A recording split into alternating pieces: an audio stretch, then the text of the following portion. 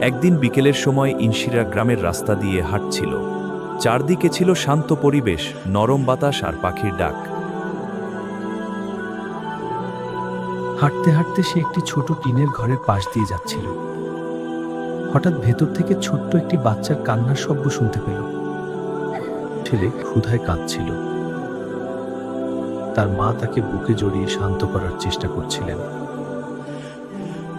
চুলার উপরে একটি খালি ডেক্সিতে শুধু পানি ফুটছিল।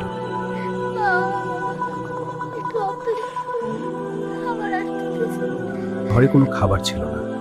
মায়ের চোখেও তখন পানি। ছোট্ট ছেলেটি ক্ষুধায় আরো জোরে কান্না করতে লাগলো। এই দৃশ্য দেখে ইনশিরা সে আড়াল থেকে সব দেখছিল। তার বুকটা কেঁপে উঠল কষ্টে। ইনশিরা চুপচাপ নিজের বাসার দিকে ফিরে এলো। পুরো রাস্তা জুড়ে তার মাথায় শুধু ওই পরিবারটার কথাই ঘুরছিল। বাড়িতে ফিরে সে নিজের ছোট ঘরে গেল। এক কোণায় রাখা তার মাটির ব্যাংকটা হাতে তুলে নিল। অনেকদিন ধরে একটু একটু করে টাকা জমিয়েছিল সে, নতুন কিছু কিনবে বলে। কিন্তু আজ তার মনে হলো একজন ক্ষুধার্ত মানুষের প্রয়োজন তার নিজের ইচ্ছার চেয়ে। অনেকদিন ধরে একটু একটু করে টাকা জমিয়েছিল সে।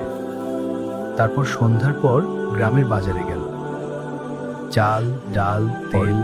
ইনশিরা চুপচাপ খাবারের ব্যাগগুলো নিয়ে সেই টিনের ঘরের সামনে গেল। চাঁদের নরম আলো চারদিকে ছড়িয়েছিল। সে আস্তে করে খাবার। পরদিন সকালে ছোট্ট ছেলেটি দরজা খুলতেই অবাক হয়ে গেল।